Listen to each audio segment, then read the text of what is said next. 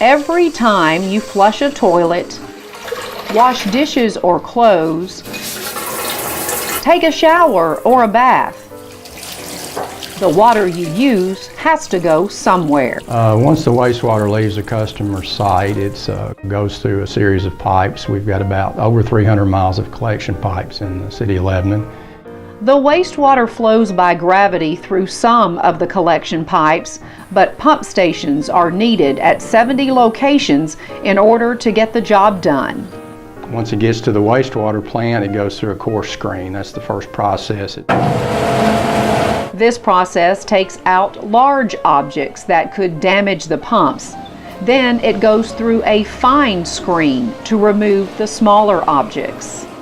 Once it's gone through the two screening processes, the wastewater is gravity flows to the aeration basins, and you can see those if you're driving along Hartman Drive. It's the two large tanks.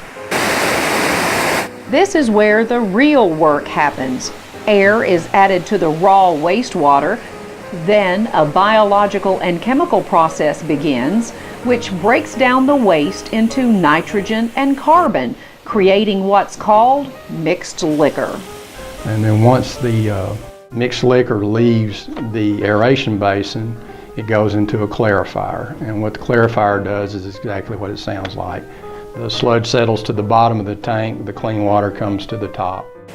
The sludge is removed and taken to another part of the plant where the water is taken out, and what's left looks like and feels like damp sand. It is sent through pipes and eventually dropped from a tube into a dump truck. The recycled product is then delivered to farmers who use it on their land. The clean water goes through the ultraviolet disinfection system that kills the pathogenic bacteria prior to being pumped about 3.5 miles to another pipe, which then gravity drains to the discharge at the Cumberland River.